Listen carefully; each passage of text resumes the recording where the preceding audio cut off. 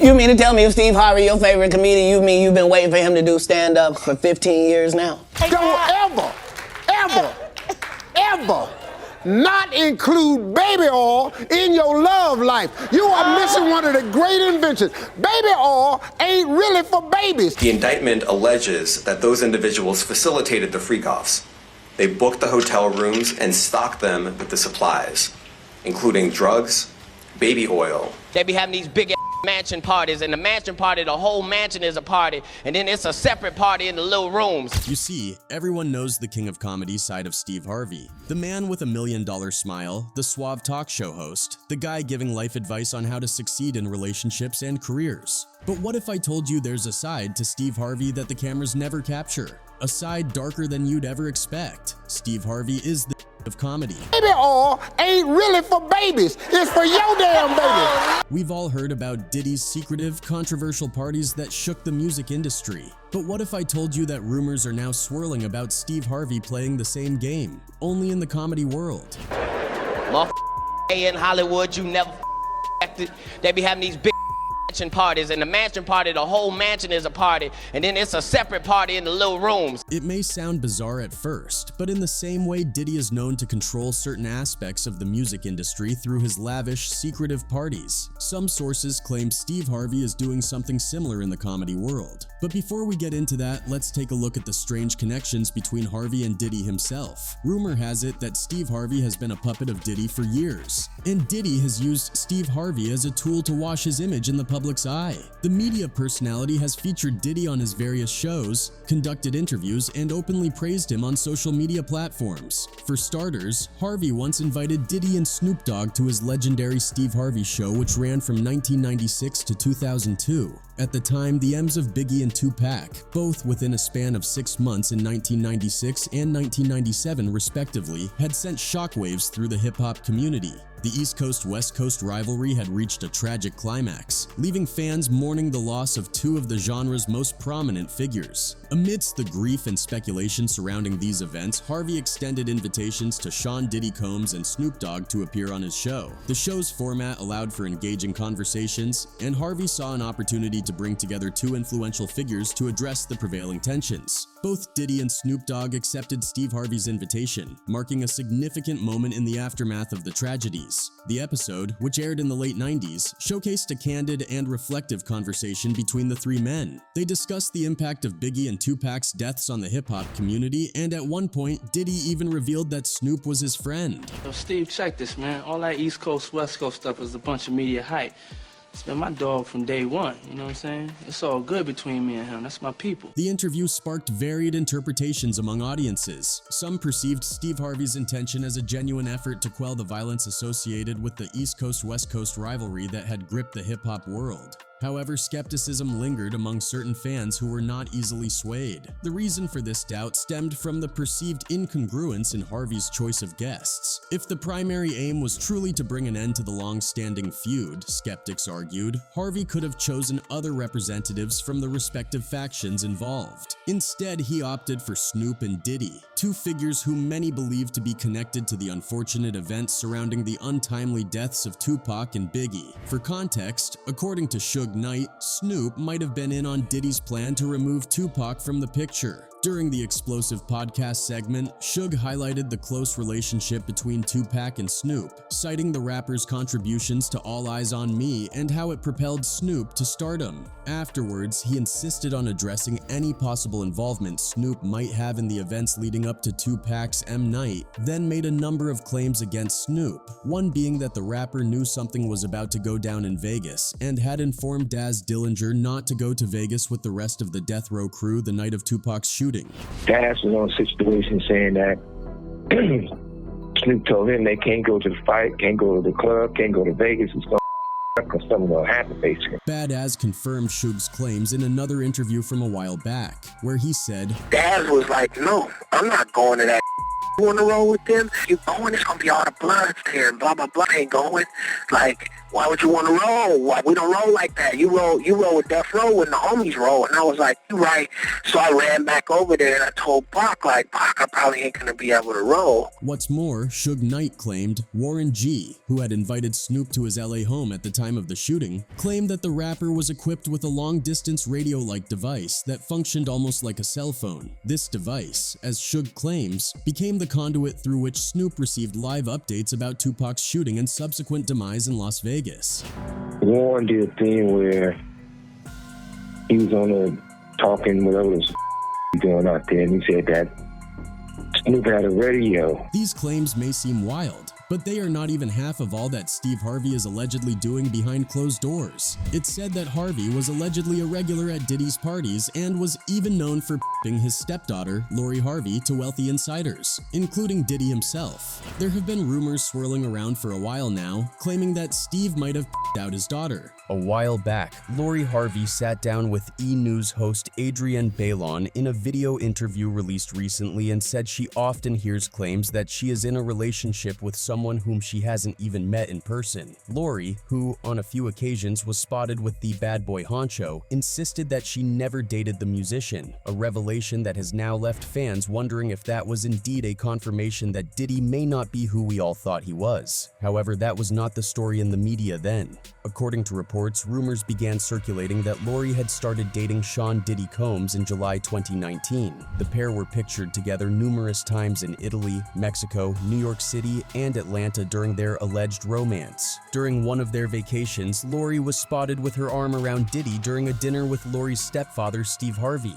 Diddy's son, Christian Combs, even gave an insight into their relationship during a red carpet appearance, saying, "They are good. They're just being private time. That's up to them." While the pair never publicly spoke about their relationship, people close to them mentioned that they might have only been a fling, as opposed to being a full-blown couple. Him and Mary had a fun fling, but Diddy is still healing and focusing on himself right now, an insider explained. He is not ready to be in a long-term committed relationship and is focusing on his kids right now. However, it seems all of that might have just been a cover-up for Diddy's alleged other inclinations, as fans started to point out that Diddy used Mary for a different purpose than most of us think. One ex-user tweeted, "Y'all really think Cassie said a prayer, and is an example when I really just believe she was Diddy's cover-up because he's gay. She's out of her contract, and now Mary Harvey up next." In any case, some fans are claiming that Steve Harvey allegedly p***ed Mary to Diddy in order to hide his own secret affairs with Diddy. Apparently Harvey, known for his family values and his wholesome image on daytime television, has a dark secret hiding in his own home. Multiple sources have hinted at the existence of a secret dungeon in Harvey's mansion, allegedly used for private underground parties involving gay men. This isn't just a baseless rumor. On popular gossip forums like Lipstick Alley, users have shared shocking insights into Harvey's private life. Stories claim that Harvey would indulge in gay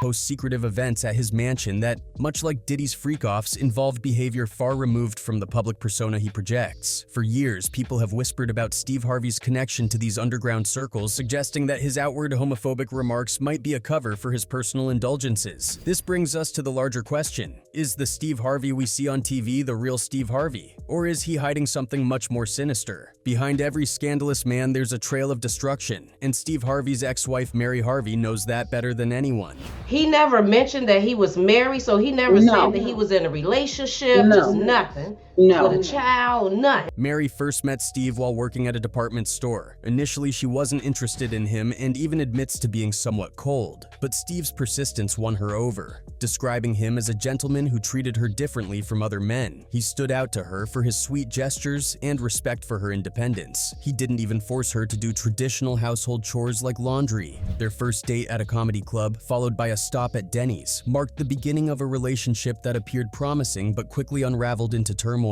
It wasn't long before Mary discovered shocking secrets about Steve. 3 years into their relationship, she learned through an unexpected phone call with Steve's mother that he was already married to another woman named Marcia. At the time, Mary was living with Steve in a town home, completely unaware of his marital status. Her and I, we were just kind of chatting on the phone, and she said, "Well, what are you and Steve doing?" I said, "Well, we're talking about getting married." I was just trying to be funny. So she said, "Well, how he gonna marry you when he's already married?" The news devastated her. How could she be thinking of a future with him when he was still entangled in another marriage? This revelation shattered her trust in Steve, setting the stage for the difficulties that lay ahead. Although Steve's actions were deceitful, Mary stayed with him, and the relationship continued to face more challenges. One particularly painful incident involved a woman named Terry, with whom Steve had an affair. Terry went so far as to write Mary a letter, detailing the nature of their relationship and the intimate moments she shared with Steve. In a twisted move, Steve convinced Terry to uproot her life and move to his location, promising marriage, only to abandon her in an apartment, leaving her hungry and emotionally wrecked. Terry later wrote a book, changing names but still documenting her experiences with Steve, a stark reminder of the multiple lives affected by his choices. Amid the emotional roller coaster, Mary had her own relationships within the entertainment industry, including a friendship with actress Cassie Davis from Tyler Perry's shows. When Cassie was struggling financially, Mary lent her $40,000 to help. However, once Mary and Steve divorced, Cassie distanced herself, never repaying the money or reaching out. During the pandemic, Mary saw a video of Cassie celebrating and bitterly commented, "Are you jumping because you owe me my money?" The financial and emotional betrayals Mary endured only deepened as time went on. Steve's public persona of having risen from homelessness to success is also questioned by Mary. Harvey was never homeless a day in his life.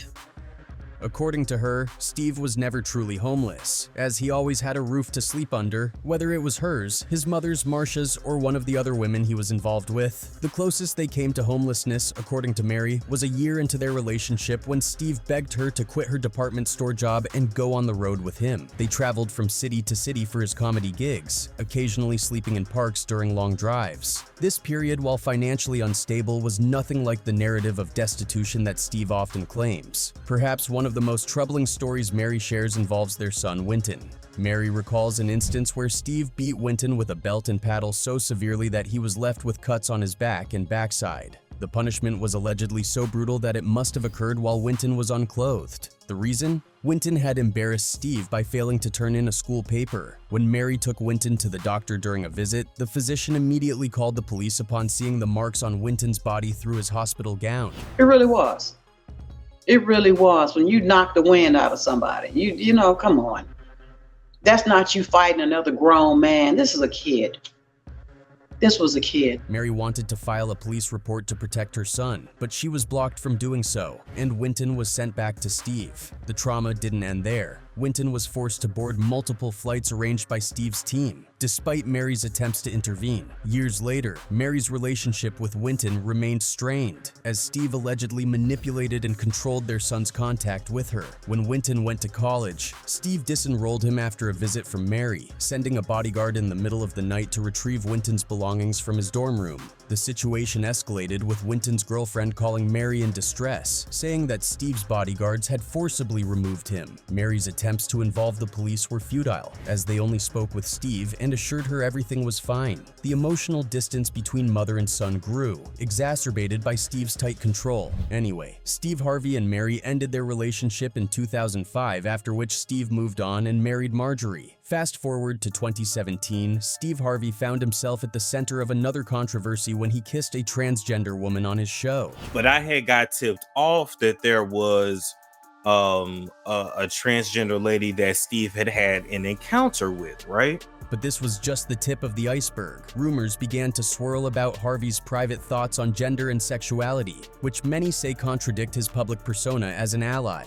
His history of making homophobic jokes only adds fuel to the fire, further casting doubt on his true beliefs. But that's not even the worst of it. While it's been widely rumored, Steve Harvey's alleged obsession with gay adult content has surfaced in multiple conversations among insiders. Though Harvey has often positioned himself as a macho traditional man, several industry insiders have claimed that behind closed doors, his browser history tells a very different story. Reports suggest that Harvey has a deep interest in gay adult content, something that he's tried to keep hidden from his fans and family. This duality, The public persona versus the private man is exactly what makes Steve Harvey such a controversial figure. On one hand, he tells people how to be successful, how to love, and how to live morally. On the other, he indulges in the very behaviors he preaches against. How long can someone keep up this facade before it all comes crumbling down?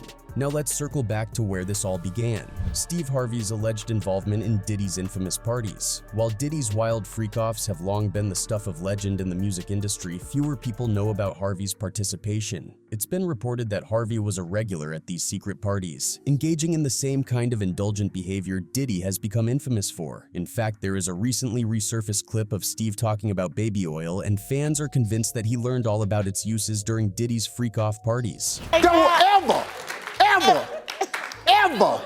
not include baby oil in your love life. You are missing one of the great inventions. Baby oil ain't really for babies. These rumors only solidify the idea that Steve Harvey has built his career on double standards. He condemns certain behaviors in public while partaking in them privately, and much like Diddy, Harvey's true self is hidden from the spotlight. For years, comedians and insiders have tried to hint at Harvey's hidden lifestyle, but it's only now that people are starting to take these accusations seriously. So who is the real Steve Harvey? Is he the man we see on TV, offering family-friendly advice and making people laugh? Or is he something much darker? The allegations, rumors, and insider testimonies paint a picture of a man who has lived a double life, one of success and family values in front of the cameras, and one of indulgence and secrecy behind them. While we may never know the full truth, what we do know is this: Steve Harvey's hidden side is starting to emerge, and the comedians and insiders who have known him all these years are beginning to speak out. Whether or not Harvey will address these claims remains to be seen, but one thing is for sure: